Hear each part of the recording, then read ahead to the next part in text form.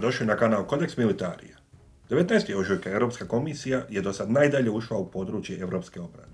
Narušeno sigurnosno okruženje, rastuće tenzije i urušavanje partnerstva s SAD-om su primorale države članice u akciju ponovnog naoružavanja. NATO je pod datim utjecajem SAD-a, pa je bilo jasno da je Europska unija institucija koja mora imati važnu ulogu u tome.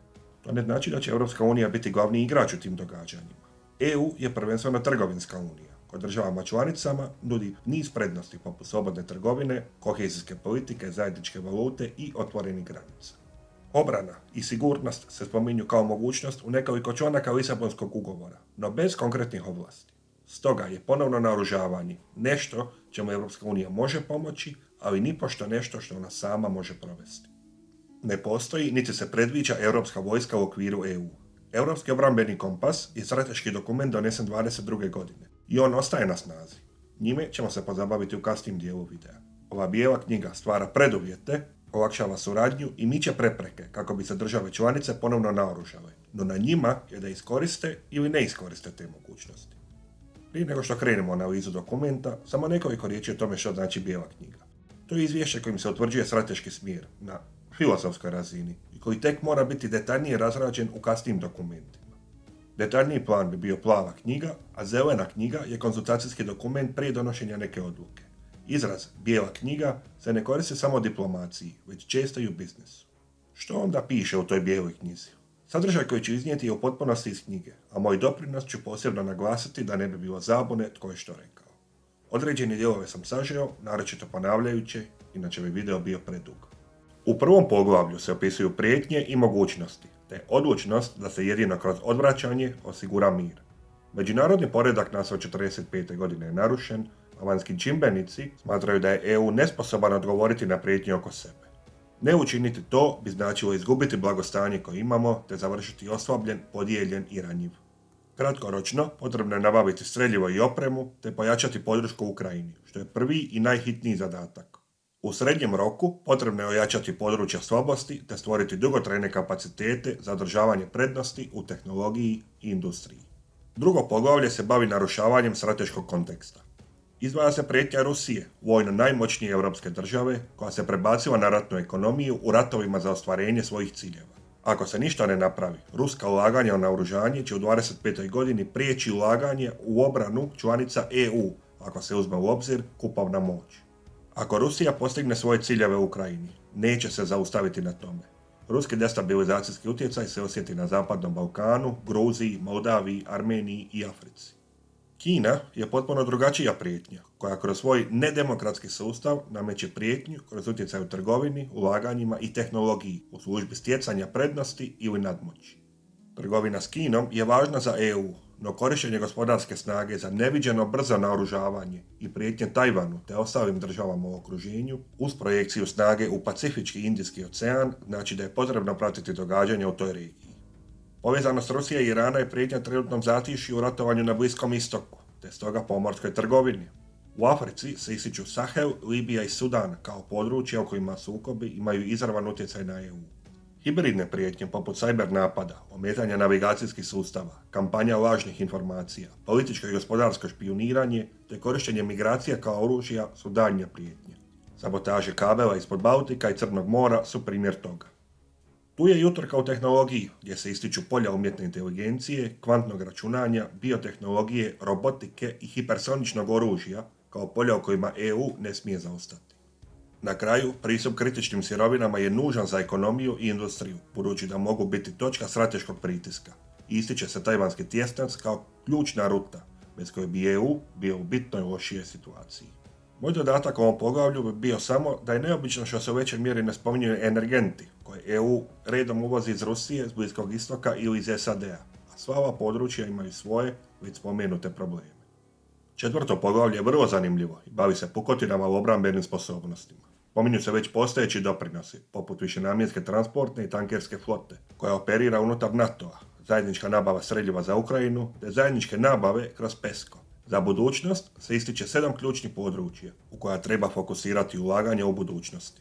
To su redom protuzračna obrana, uključujući obranu od balističkih i hipersoničnih prijetnji, artiljerijski sustavi, uključujući raketne sustave za duboke precizne udare, streljivo i rakete za obnovu zaliha, Dronovi i sustavi protiv dronova, uključujući autonomne sustave.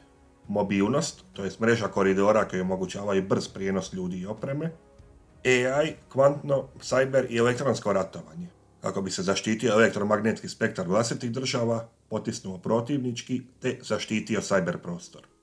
Na kraju, tu su strateški pokretači i zaštita kritične infrastrukture, što podrazumijeva strateški transport i nadopunu gorivom, te zaštitu komunikacije i svemirskog prostora.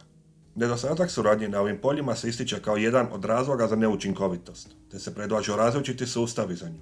Ad hoc grupe, uključujući sustav vodeće nacije, Europska agencija za obranu, NATO agencija za podršku i nabavu, te PESCO i OCCAR. EU bi mogao i pomoći kao središnje tijelo za javnu nabavu. Ovdje bih dodao samo nekoliko misli. Prvo, da razjasnimo što znači kvantno računalo. Preskočit ću tehnološka objašnjenja i qubite i prijeći odmah na upotrebu. Kvantna računala omogućavaju strahovito brzu obradu određenih vrsta podataka, puno brže od postojećih superračunala. Trebaju podršku klasičnih računala jer nisu pogodna za svakodnevni rad. Upotreba im je poput akceleratora, primjerice u istraživanju i razvoju ili enkripciji i dekripciji. Mogu se koristiti i u umjetnoj inteligenciji, recimo njenom treningu i razvoju modela. Strana koja prva ovlada kvantnim računalima ima znatnu prednost pred onom koja ih nema u tim područjima. Nadalje, sva ova područja su važna, ali neka su prioritetnija od drugih po mom mišljenju. Dronovi su sadašnjica ratovanja i tu treba podići sve na iduću razinu, od proizvodnje do doktrine i taktike. Nadalje, Europa nema antibalistički sustav. Francuzi razvijaju varijantu Astera koji se može koristiti u tu svrhu, a Njemačka kupuje izraelski Arrow, pa je ovdje najviše potrebno uložiti u vlastite kapacitete. Europa nema svoj zrakoplov 5. generacije, no razvija 2 zrakoplova 6. što mora biti realizirano što je moguće prije. Europske tvrtke proizvode brojne komponente za F-35, pa tehnološka baza postoji. Razvoj svemirskih kapaciteta poput optičkih, radarskih ili SAR ili satelita za elektronsko nadziranje, kao i razvoj internetske mreže ekvivalentne Starlinku moraju biti ubrzani. Jer se jednim dobrim dijelom EU ovdje oslanja na SAD, a pitanje je do kada će to biti moguće. Na posljedku, kritičan je i obavještajni sustav, jer na području EU ne postoje kapaciteti slični američkima, koji mogu obraditi golemu količinu podataka koji prikupljaju u smislena izvješća. EU ima analitički odjel pri službi za vanjsku politiku, no on nema sposobnost prikupljanja podataka, samo analiza koje dostave države članice. 5. poglavlje se bavi pomoći Ukrajini. Ukrajina je ključan partner zbog inovativnog sektora razvoja i proizvodnje dronova i druge vojne opreme, kroz koje Ukrajina može značajno pojačati i EU. Projekt jačanja Ukrajine se zove projekt Dikobraz i obuhvaća sljedeća područja. Isporuka minimalno 2 milijuna granata godišnje. Isporuka protuzračne obrane i raketnih sustava za duboke udare. Isporuka dronova, nastavak podrške obuci ukrajinskih brigada, nastavno na već 75.000 utreniranih vojnika, izravna podrška ukrajinskoj ratnoj industriji, poboljšana mobilnost za bolje linije komunikacije prema Ukrajini i pristup Ukrajine sposobnostima EU u svemiru. Kao dodatno područje se spominje veća suradnja i integracija ukrajinskih industrijskih kapaciteta u EU kroz obrambeni omnibus, od čega će koristi imati obje strane. Kroz nekoliko poglavlja se proteže pitanje suradnje na polju mobilnosti, industrije, istraživanja i razvoja. Za vojnu mobilnost je potrebno ukloniti administrativne blokade poput diplomatskih odobrenja za prijenos vojne opreme te razviti multimodalne koridore željeznicom, cestom, morem i zrakom. 500 ključnih uskih grla je već identificirano, poput preuskih tunela, mostova s premalenom nosivosti, luka s premalenim kapacitetom itd. Po prvi put se nakratko spominje opskrba energentima, a onda i nabava transportnih sredstava dvostruke namjene.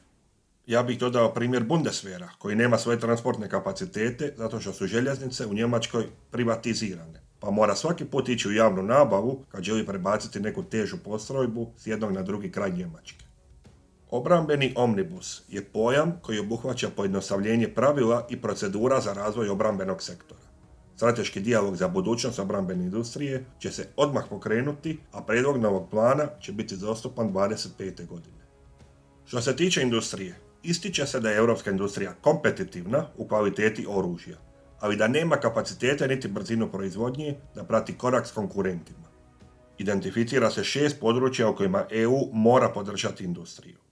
To su razvoj kapaciteta kroz poticanje dugoročnih narudžbi, osiguranje sigurnosti inputa, poput čipova ili sirovina, stvaranje jedinstvenog obrambenog tržišta kroz stvaranje ekosustava s komponentama europskog podrijetla, ukidanje administrativnih barijera, podrška istraživanju i razvoju kroz postojeće i buduće fondove te nadolazeće strateške dokumente i na kraju razvoj ljudskih potencijala i vještina, osobito STEM područja i kroz ovladavanje novim tehnologijama.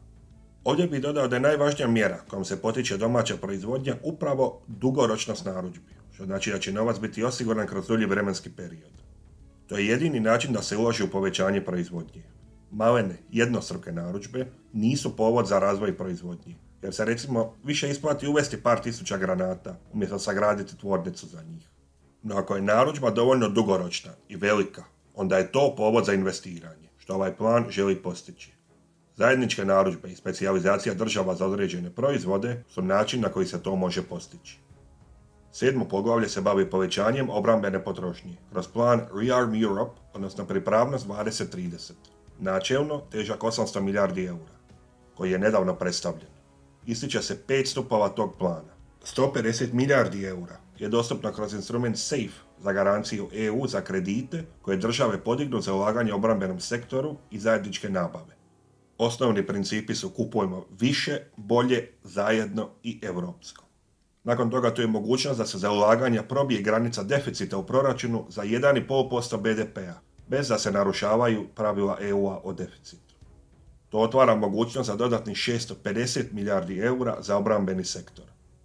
Fleksibilnost unutar postojećih mehanizama, poput kohezijske politike, daje mogućnost da se oni prenamijene za obrambene potrebe. Nakon toga tu je veća dostupnost sredstava iz Europske investicijske banke, te poticanje privatnih ulaganja kroz lakši pristup kapitalu za širenje proizvodnje. Ovdje je dokument neobično strukturiran jer se navodi i objašnjava i 6. stup, iako izričito piše da ih ima 5, a 6. stup je dostupnost financiranja, koja ide za tim da u budućnosti mogu biti otvoreni i drugi izvori financiranja ako se pokaže potreba za tim. Ovdje bih dodao da je nakon talijanskih i španjolskih prigovora plan Rearm Europe preimenovan u pripravnost 2030. Te dvije države su smatrale da je ime preagresivno, odbija građane i ne obuhvaća investicije u područja koja nisu izravno naoružanje. Pripravnost 2030 stoga bolje naglašava širu obrambenu prirodu plana. 2030. godina je uzeta kao godina kad će se Rusija potencijalno oporaviti od gubitaka u Ukrajini i biti spremna nastaviti svoju agresivnu politiku prema susjednim državama. Ovaj plan, naravno, znači samo da ako se države žele naoružati, to mogu lakše napraviti. EU tu nema ulogu niti ovlasti, već je to u potpunosti ovisno o nacionalnim vladama i prioritetima. Nedostatak europskog jedinstva se pojavio već drugi dan oko imena programa, bez ulaska u njegov sadržaj. Dodatno zaduživanje preko ograničenja proračunskog deficita se mora prijaviti do kraja travnja, što je vrlo kratak rok od 40 dana od predstavljanja. Recimo, Hrvatska se još nije odredila, već je najavila da će prvo istražiti mogućnost pokrivanja povećanja potrošnje kroz gospodarski rast. Rekao bih da program nipošto ne obvezuje države da kupuju europsko, što je uostalom zbog primjerice nedostatka industrije čipova i nemoguće u potpunosti. Stoga je sasvim moguće da države iskoriste zaduživanje u okviru plana i kupe američku ili drugu opremu, što ide protiv vrijednosti i ciljeva u planu, ali nije izričito zabranjeno. Taj dio je ostao na lijepim željama. Recimo, Francuzi su zamjerili Njemačkoj što je kupovala antibalističke sustave iz Izraela, iako Francuska još nema ništa niti slično RU-3. No otvoreno je pitanje da li bi te njemačke 4 milijarde bile bolje uložene u zajednički razvoj i proizvodnju sa Francuskom ili, kako je ispalo, jednokratnu nabavu iz inozemstva. Gotovi sustavi pružaju te sposobnosti brže, a potencijalno su i manje rizični, jer su programi istraživanja rizični i možda ne rezultiraju jednako kvalitetnim sustavom. S druge strane, doprinos vlastitim industrijskim kapacitetima je nikakav, pa nabava ovakve vrste ide protiv osnovnih principa ovog plana. 8. poglavlje se bavi bitnim pitanjem strateških partnerstava, a NATO je najvažniji partner. Ovdje bih dodao da je važno za istaknuti da je i Europski strateški kompas iz 2022. godine planirao osnivanje europskih borbenih grupa unutar NATO-a i sile u pripravnosti od 5000 vojnika, koja međutim do sada nije osnovana. To nije prvi put da je veća suradnja država EU unutar NATO-a bila neuspješna. Ali ta organizacija je i dalje u sjedištu vojne suradnje. NATO ima vojnu infrastrukturu, operativne centre i procedure koje EU ne može imati. Primjer NATO infrastrukture su baza AWACS-a u Geilenkirchenu, združeni zapovjedni centri u Brunstromu za sjevernu Europu i Napulj za južnu, te centar za protuzračnu obranu u Torrejonu u Španjolskoj. Tu je flota višenamjenskih zrakoplova MRRTC, Multi-Road Tanker Transport Capability, koji djeluje unutar NATO-a. Riječ je o 10 zrakoplova Airbus A330 MRRT, koji mogu prevoziti putnike, teret ili puniti zrakoplove gorivom, ovisno o konfiguraciji. Te zrakoplove su financirale europske države, ali njima upravlja NATO, budući da nema druge alternative za međunarodnu suradnju tog tipa. Osnivanje slične organizacije, koja bi bila posvećena samo europskoj obrani, se za sada niti ne razmatra. U nastavku ovog dokumenta se spominju ostali partneri. Prvenstveno je tu SAD, kao država koja traži više europske samodostatnosti, ali i koja je duboko integrirana u lance opskrbe na obostranu korist. Ističe se i pojačanje suradnje u cyber području, zaštiti pomorskih puteva i svemira, nabave i drugih pitanja. Ujedinjeno Kraljevstvo, Norveška i Kanada se također spominju kao važni partneri s kojima se suradnja može poboljšati. Nakon toga, tu su države sličnih svjetonazora koje se žele pridružiti EU ili surađivati s EU, a pojedinačno su navedene Albanija, Island, Crna Gora, Moldavija, Sjeverna Makedonija i Švicarska. Zanimljivo i razumljivo ne spominju se Srbija i BiH.